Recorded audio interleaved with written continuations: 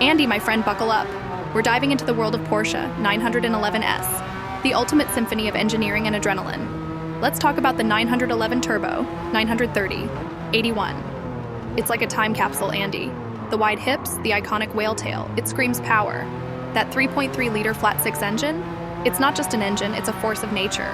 And those turbochargers, they spool up like a hurricane gathering strength. Sandy, you're right about the turbo.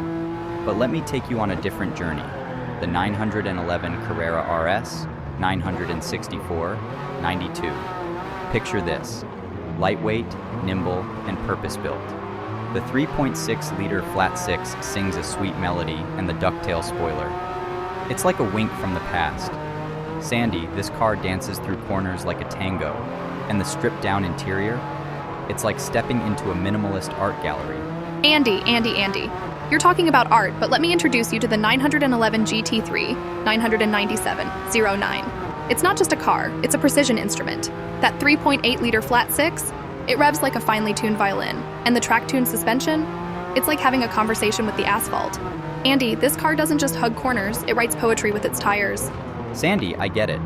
The GT3 is precision, but the Carrera RS, it's like a vintage vinyl record. The sport seats, the lightweight body, they're not here for lap times. They're here for soulful drives. And that 260 horsepower, it's like sipping a fine wine. Andy, my friend, you're talking about sipping. But I want to gulp adrenaline. The GT3's rear-wheel drive, its aerodynamic enhancements, they're not here for comfort. They're here to devour racetracks. And that 415 horsepower, it's like strapping a rocket to your spine. You know, Sandy, as we wrap up this exhilarating discussion, I can't help but reflect on the timeless allure of the Porsche 911. These cars, they're not just machines, they're rolling works of art, each generation a brushstroke in the grand canvas of automotive history. The 911 story began back in the early 60s, when Ferdinand Bootsy Porsche penned those iconic lines. The first 911, the 901, emerged as a beacon of elegance and performance. Its rear engine layout, curvaceous body, and that unmistakable silhouette. It was love at first sight for enthusiasts worldwide. And then came the 911 Turbo, 930, 81, the Widowmaker, they called it.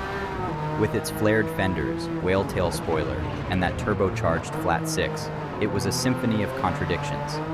Beauty and the beast, all in one package.